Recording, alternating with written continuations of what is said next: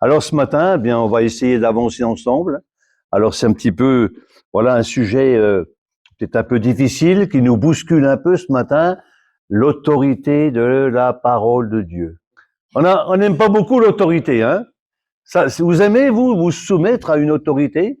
Vous aimez obéir à d'autres personnes? C'est aussi un souci, une préoccupation qu'on vit dans nos églises, hein. C'est pas toujours facile de dire les choses. Mais ce matin, moi, je crois que le Seigneur va nous encourager. On est en route, hein. Mais avant d'aller plus loin, j'aimerais prier, si vous voulez, hein. Seigneur, merci pour ta parole que nous pouvons ouvrir ensemble ce matin. Te demandons de la bénir, mais aussi te demandons que tu disposes nos cœurs favorablement, parce que nous croyons que ta parole est la vérité. Nous croyons que ta parole est aussi autorité sur nos vies.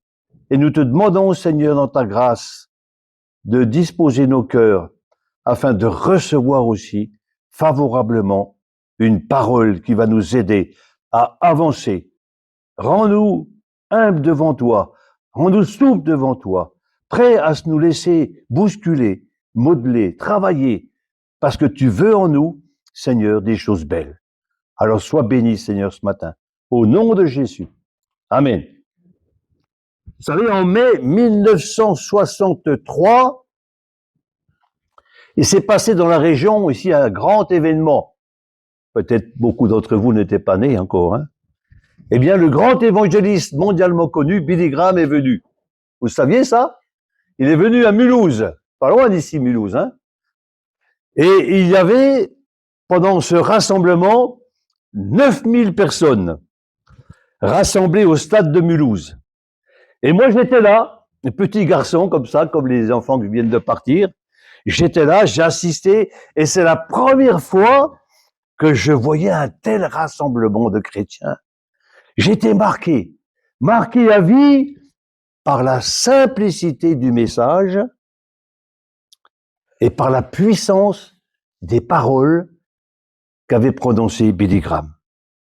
Il parlait avec autorité, étant convaincu de la véracité de la parole de Dieu. Il avait apporté un message simple, accessible, même pour le petit garçon que j'étais. Vous savez, lorsque Billy Graham a commencé à prêcher l'évangile dans les stades du Texas, il a réussi à rassembler jusqu'à 70 000 personnes d'un coup.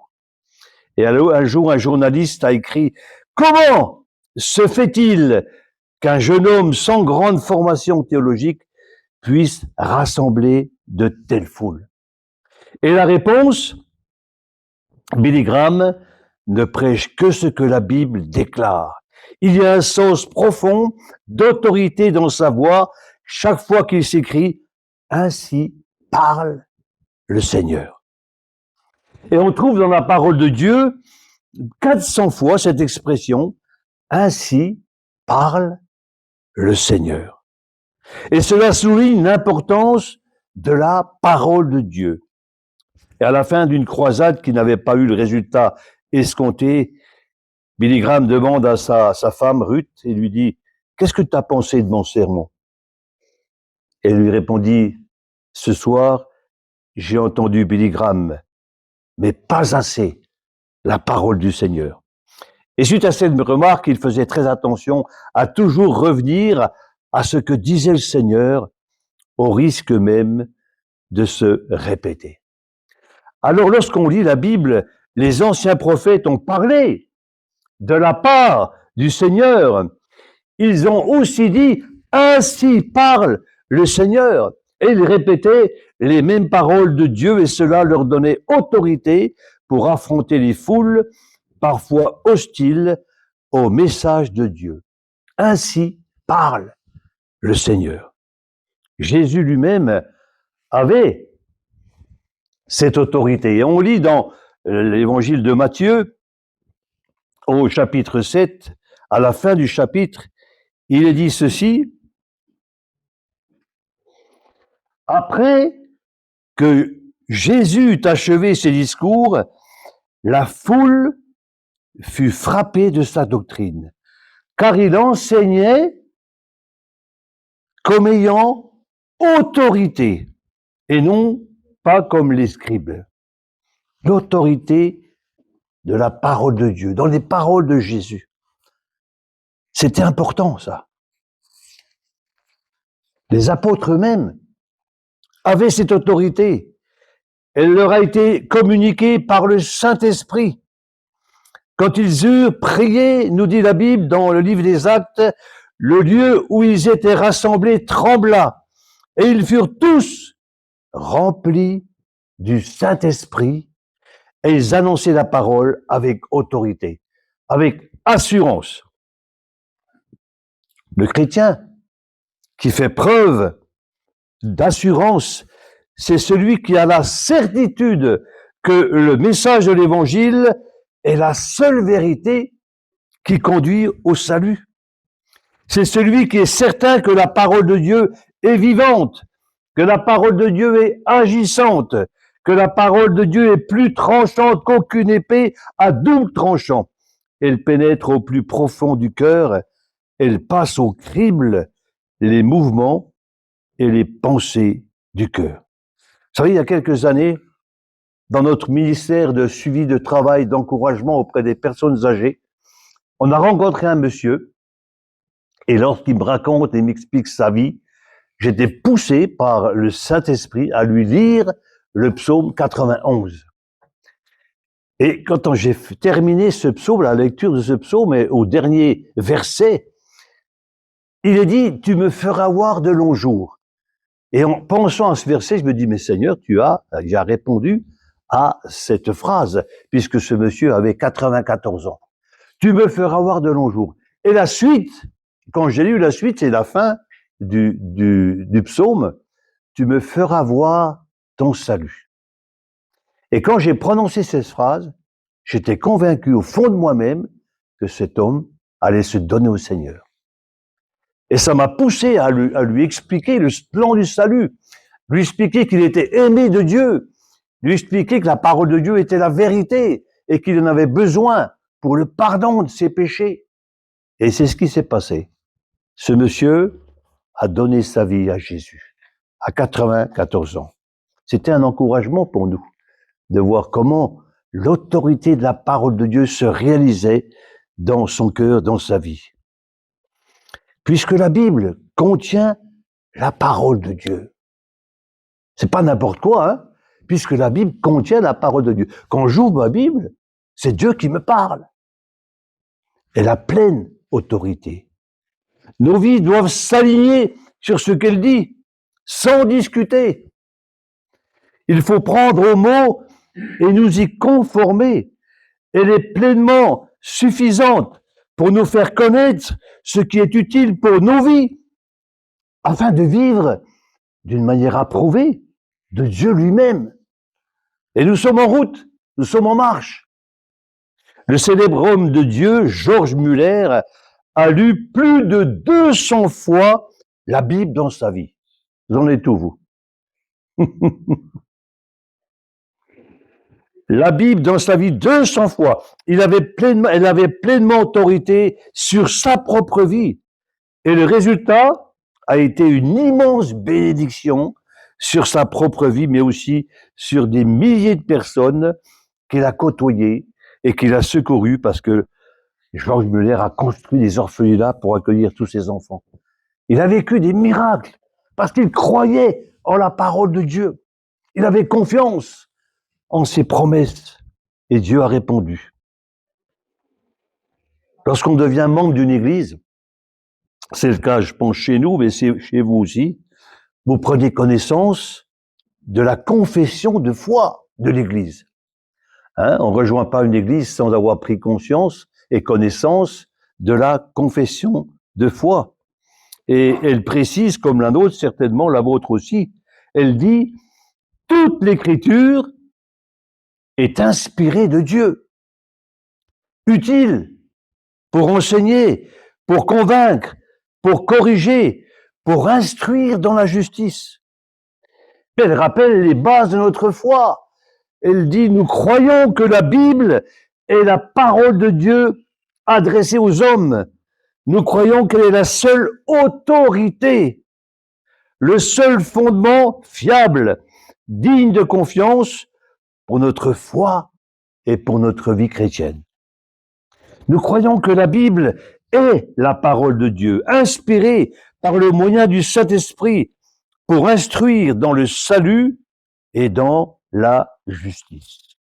C'est ça que vous croyez ici aussi? Oui? Dieu est l'autorité suprême. Il est l'expression de sa souveraineté universelle. Jésus-Christ est Seigneur. Il a autorité comme le Père. Il règne sur la vie et il règne aussi sur la mort. Tout pouvoir lui a été donné dans le ciel et sur la terre. Il a autorité pour sauver les hommes. Il a autorité pour guérir toutes les maladies. Il a autorité pour pardonner tous les péchés. Les apôtres ont reçu l'autorité de Jésus-Christ comme lui. Il guérissait les malades, il chassait les démons, il délivrait les gens prisonniers de leurs péchés. Et aujourd'hui, c'est là la bonne nouvelle, Jésus guérit encore, Jésus pardonne, Jésus sauve, Jésus donne la vie. Aujourd'hui, dans l'Église, les pasteurs, les anciens, ont une position d'autorité. Ils sont les bergers du troupeau du Seigneur. Ils en sont responsables, non pas en dominant sur eux, mais en travaillant au bien et au progrès spirituel de chaque brebis, en encourageant chacun à rester fidèle, à rester attaché à la parole de Dieu. La parole de Dieu est aujourd'hui plus vivante que jamais. C'est-à-dire, elle est impérissable. Elle est toujours nouvelle, toujours actuelle. Elle transmet partout la vie avec un grand V. L'autorité de la parole de Dieu dérange. Et l'ennemi de nos âmes, dès le début de l'histoire de l'humanité, s'est attaqué à la parole de Dieu. Et déjà, vous le savez, dans le jardin d'Éden, il met en doute la parole de Dieu, disant à Ève, Dieu a-t-il réellement dit? Il vient déstabiliser la foi de l'homme et de la femme créée par Dieu.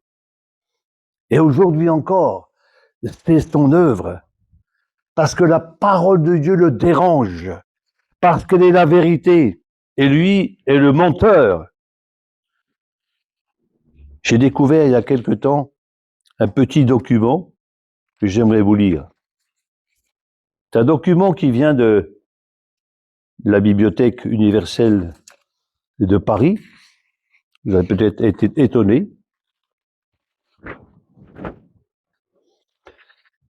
Le document contient des conseils que les cardinaux donnèrent au pape Jules III à son élection en 1550.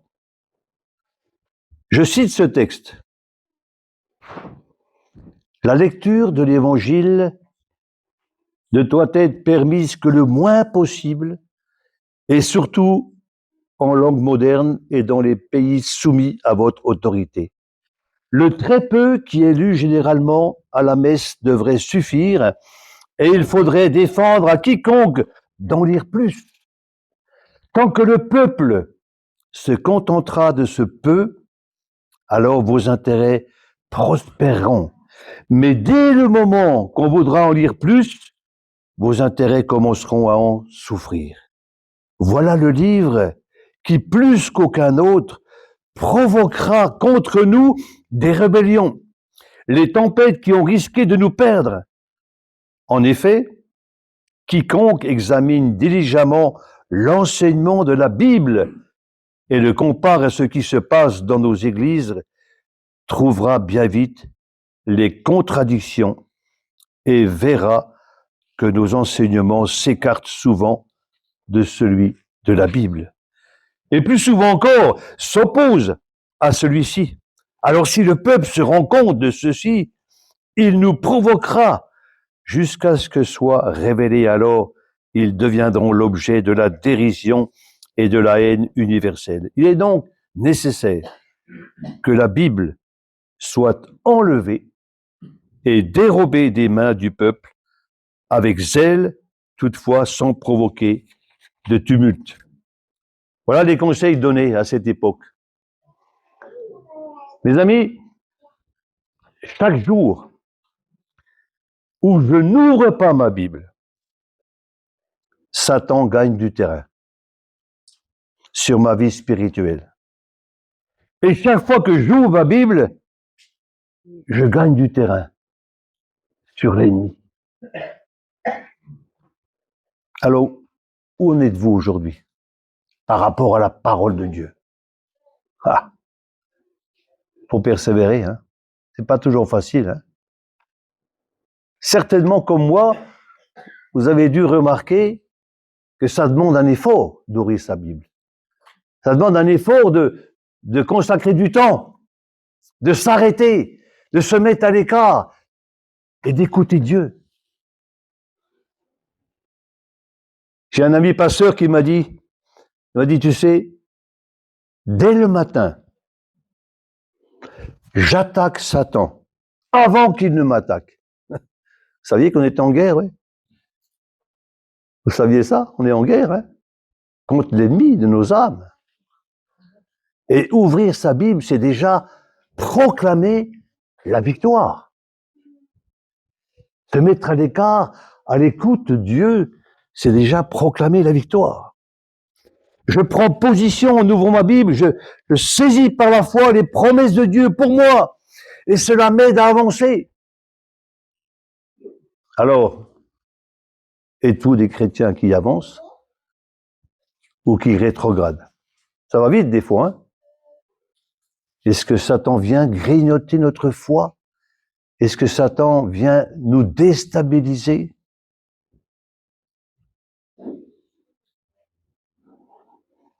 Au travers de la parole de Dieu,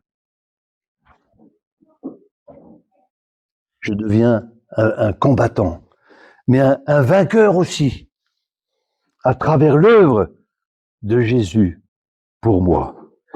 Et le psalmiste nous rappelle, il dit au psaume 119, versets 97-98, « Combien j'aime ta loi !» Elle est tout le jour l'objet de ma méditation. Tes commandements me rendent plus sage que mes ennemis, car je les ai toujours avec moi. Je suis plus instruit que tous les maîtres, car tes préceptes sont l'objet de ma méditation. Le fondement de ta parole est la vérité. C'est très fort, ces promesses-là, hein, ces paroles. Aujourd'hui, le danger est grand, car on veut adapter la parole de Dieu. On veut l'actualiser.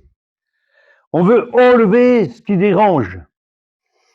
Et un jour, un pasteur, à la fin d'un culte, voit une dame avec une Bible,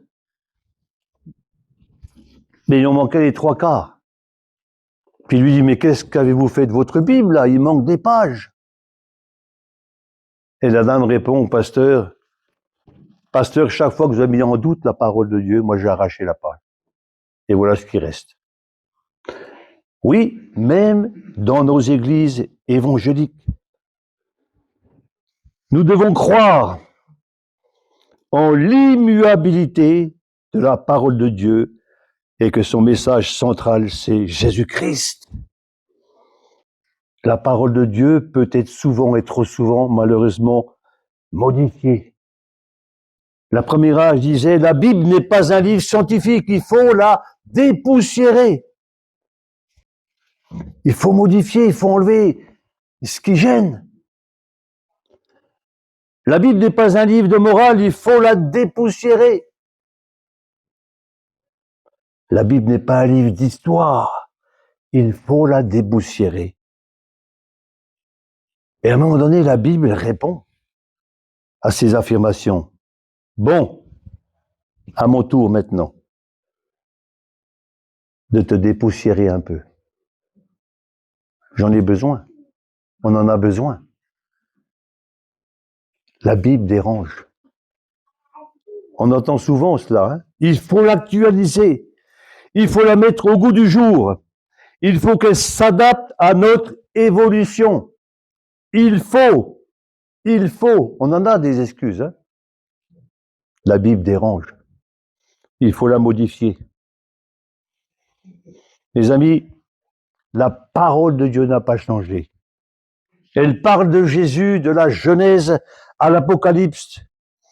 Et Paul le rappelait, disant, je n'ai voulu savoir parmi vous autre chose que Jésus-Christ et Jésus-Christ crucifié. Et nous voulons garder ce fondement de la parole de Dieu.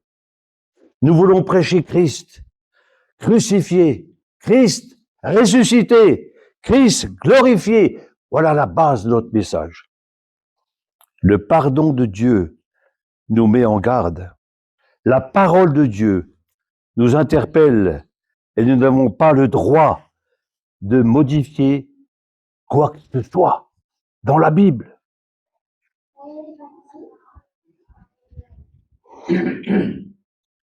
La parole de Dieu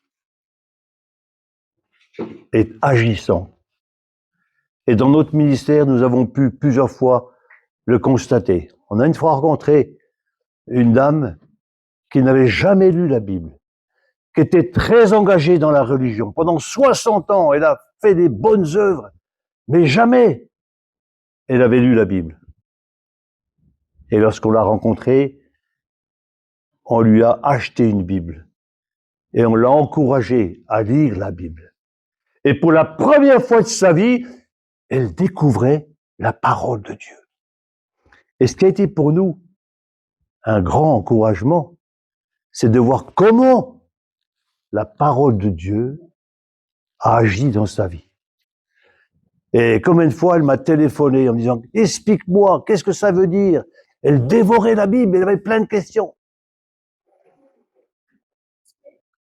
Et puis un jour, elle s'est tournée vers le Seigneur.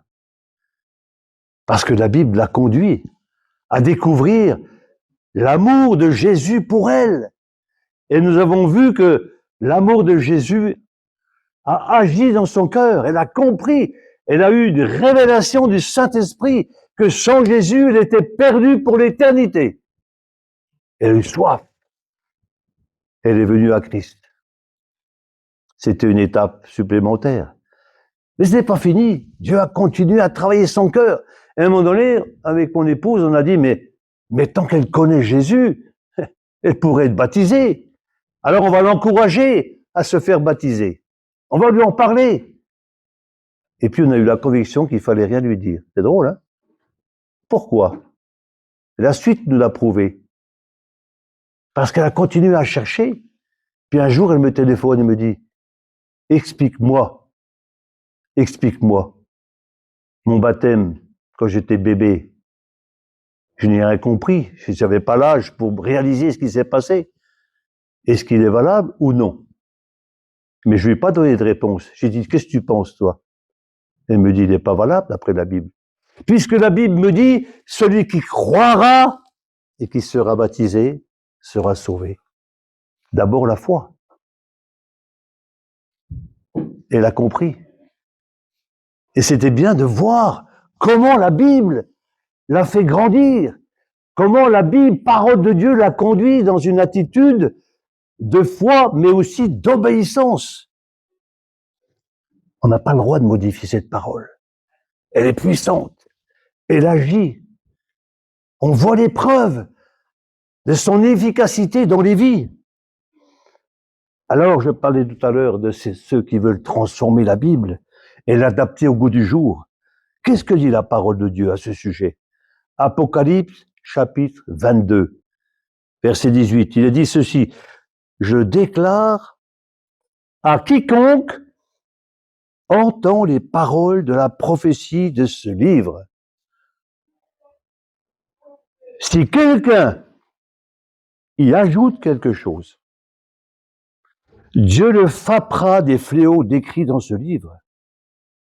Et si quelqu'un retranche quelque chose des paroles du livre de cette prophétie, Dieu retranchera sa part de l'arbre de la ville sainte décrit dans ce livre. C'est grave, hein? Faut jamais oublier cela. Dieu veut garder sa parole. Et en observant toute l'histoire de l'Église, combien de fois on a voulu détruire la parole de Dieu? Aujourd'hui encore, elle dérange. Elle dérange parce qu'elle nous remet devant notre responsabilité. Elle dérange. Alors nous, chrétiens, du XXIe siècle, nous devons veiller pour que le nom de notre Dieu et son enseignement ne soient pas modifiés. Et Paul disait au jeune Timothée, retiens, Timothée, retiens dans la foi et dans l'amour qui est en Jésus-Christ, le modèle des saines paroles que tu as reçues de moi. Timothée, garde le bon dépôt par le Saint-Esprit qui habite en nous.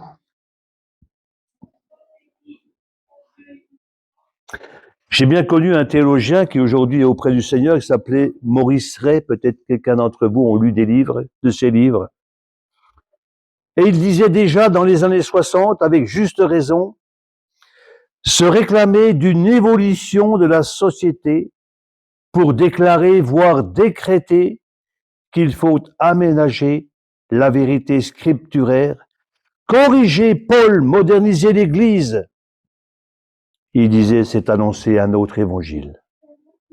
C'est travailler à l'édification d'une maison de Dieu corrigée par des mains humaines. Faisons bien attention. La parole de Dieu doit être gardée telle qu'elle est. De Timothée 3,16 nous le rappelle, toute écriture, tout ce qui est écrit, chaque phrase, chaque mot est inspiré de Dieu, utile pour enseigner, pour convaincre, pour redresser, pour éduquer dans la justice, afin que l'homme de Dieu soit préparé et équipé pour toute bonne œuvre.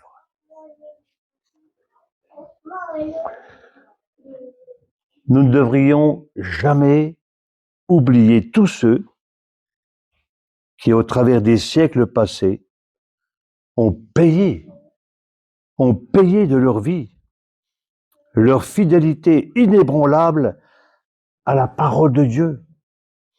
Ils ont persévéré, ils ont résisté parce qu'ils considéraient l'enseignement de la parole de Dieu comme étant essentiel, vital, non négociable. Mes amis, dans notre église, on accueille des réfugiés de différents pays du monde. Il y a quelques jours, on avait fait un repas avec 35 réfugiés qui étaient là. Et souvent, ils ont vécu des choses difficiles. On ne peut pas s'imaginer. Et une dame d'entre elles, dans son pays, a été battue à mort. Il pensait qu'elle était morte. Il pensait qu'il l'avait tuée. Et Dieu a fait grâce à cette femme de retrouver la vie. Miraculeusement, elle s'est sauvée du pays. Elle a traversé ensuite la Turquie et tout ça. Et elle arrive jusque chez nous. Et quand elle découvre l'Église, avec une telle liberté que nous avons, on est rassemblés ce matin ici. On n'a pas de risque, vous n'avez pas peur que quelqu'un arrive avec une Kalachnikov et commence à tirer. Hein. Mais dans certains pays, c'est ça qui se passe. Hein.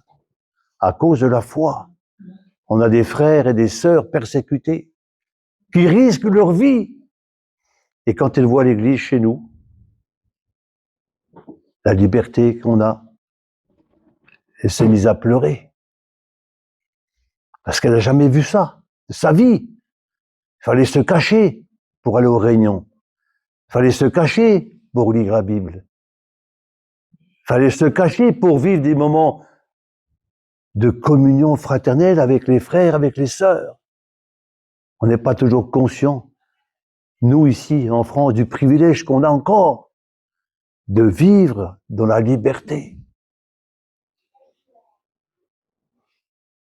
Ils ont à nous apprendre de leur vie. Suivre Jésus, quoi qu'il en coûte. Rester attaché à sa parole, malgré les menaces de persécution et même de mort. Alors, quand on est confronté à ces témoignages-là, moi, ça me bouleverse. Je me dis, parfois, on devrait avoir honte, je devrais avoir honte de négliger la parole de Dieu, de négliger les réunions, de négliger ces moments bienfaisants de communion fraternelle. C'est précieux. C'est comme ça qu'on avance. Les amis, on ne sait pas ce qui nous attend dans ces prochaines années. Mais je crois que nous vivrons peut-être des moments beaucoup plus difficiles. Comment allons-nous réagir si la menace est là? Vous savez, ça peut très vite changer. Très, très vite. Les élections vont arriver, on ne sait pas ce qui va se passer. Mais ce que je sais, c'est qu'une grande partie du mouvement politique français est contre la parole de Dieu et voudrait la détruire. Ils sont contre l'Église, contre les chrétiens. Cultivons en nous cet amour de la parole, ce respect profond de la parole de Dieu. Jacques, chapitre 1er, verset 25, nous dit « Celui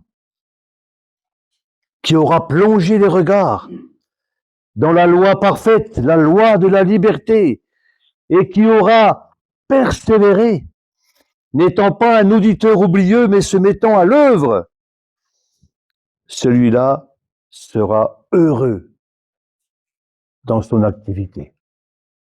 Sera heureux. Il ne s'agit pas seulement d'écouter la parole de Dieu. Et ce matin, nous avons tous une responsabilité. On a entendu un message de la part de Dieu. Qu'est-ce que je vais en faire de ce message? Est-ce que je vais repartir tout à l'heure comme je suis venu ici? Ou est-ce que je prends ce matin la décision d'honorer la parole, de la lire et de la vivre? Ma prière ce matin, pour moi, pour nous tous, c'est que le Seigneur nous donne de la passion pour sa parole, du respect pour sa parole, et qu'il mette devant nos yeux la splendeur de la vérité de la parole de Dieu. Car sa parole est la vérité. Et quand j'ouvre ma Bible, mes amis, c'est Dieu qui me parle. C'est Dieu lui-même qui me parle. La parole de Dieu est la nourriture du croyant. Elle nous fait vivre. Elle nous fait grandir. Elle vient fortifier notre foi. Elle vient bétonner notre foi. C'est notre nourriture spirituelle. Dieu a choisi sa parole par laquelle il désire se révéler dans chacune de nos vies. Et nous trouvons réponse à tout, à toutes nos questions. Dieu nous donne l'exemple de la puissance de la parole pour nous défendre contre les traits enflammés du malin. Et lors de la tentation de Jésus dans le désert, Jésus, comment a-t-il répondu? Il a répondu par la parole. Il était armé, il était équipé. disant, Dieu a-t-il réellement dit? Ça, c'est Satan qui vient nous attaquer. Et Jésus a répondu, l'homme ne vivra pas de pain seulement, mais de toute parole qui sort de la bouche de Dieu. Voilà une raison de vivre notre foi. Nous devons apprendre à vivre sous l'autorité de la parole de Dieu, constamment, en toutes circonstances, avoir le bon réflexe, les bonnes paroles au bon moment. Notre manière de vivre doit être imprégnée de la parole de Dieu. Et si on est imprégné de la parole de Dieu, alors on peut répondre contre ces traits enflammés du malin qui vient pour détruire, mettre en doute. Et je crois que si nous avons et si nous cultivons une bonne relation avec la parole de Dieu, alors nous aurons une bonne relation avec Dieu lui-même. Voilà ce qui est important. J'aime bien ce texte. Vous l'avez depuis un moment sous les yeux. Si la parole du Dieu créateur et sauveur n'a pas autorité sur ma vie, elle a peu de chances de me transformer. Alors, la question est simple ce matin. Avons-nous envie de progresser, de grandir dans la foi, d'être changé, transformé? On chante ce beau chant, « Change mon cœur, Seigneur ». On l'a chanté tout à l'heure. Change mon cœur, Seigneur. Vous aimeriez que Dieu réponde à votre prière de ce matin? Change mon cœur, Seigneur. Purifie-moi. La parole de Dieu met le doigt sur ma vie et me dit, là, Raymond, il y a des choses qui doivent changer dans ta propre vie. Veux-tu être guéri? Veux-tu être transformé? Est-ce que je reconnais la parole de Dieu comme ayant autorité sur ma vie? Je crois que beaucoup de problèmes vont se résoudre par eux-mêmes, simplement si j'obéis à la parole de Dieu. L'autorité de la Bible n'est pas là pour nous écraser. Non, elle est rassurante. Elle nous protège. Elle nous aide à avancer, à avoir des résultats dans nos vies par la puissance du Saint-Esprit. Et je crois que dans ce monde dans lequel nous vivons, ce monde où tout change en permanence, avec des rumeurs fausses, parfois des informations fausses, la Bible demeure et demeurera toujours le fondement de notre foi. La foi vient et grandit par rapport à ce que nous dit et nous enseigne la parole de Dieu. Est-ce que la parole de Dieu, du Dieu vivant, restera pour nous une parole inébranlable, autorité bienveillante dans ma propre vie?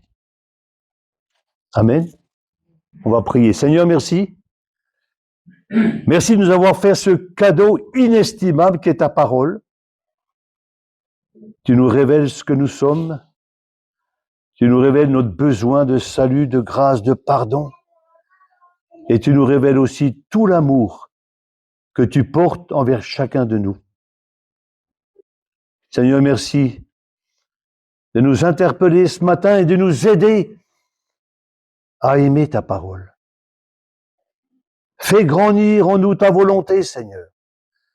Rends-nous fidèles, persévérants, attachés à ta parole, quoi qu'il en coûte, Seigneur. Aide-nous à la vivre chaque jour. Et nous verrons ainsi de belles choses se produire dans nos vies, dans nos familles et dans l'Église. Seigneur, à toi, c'est toute la gloire. Je demande ta bénédiction, Seigneur, sur cette assemblée ici. Je te remercie, Seigneur, pour ce que tu fais ici, mais aussi pour ce que tu vas faire dans l'avenir. S'il y a des luttes, s'il y a des combats, nous savons qu'en toi seul, est la victoire. Seigneur, bénis les projets de cette Église, Seigneur. Tu as encore un peuple nombreux dans cette ville, parce que tu sauves encore aujourd'hui, Seigneur. Alors accorde à chacun la sagesse, le discernement, pour agir fidèlement, comptant sur tes promesses. Je te le demande maintenant au nom de Jésus. Amen.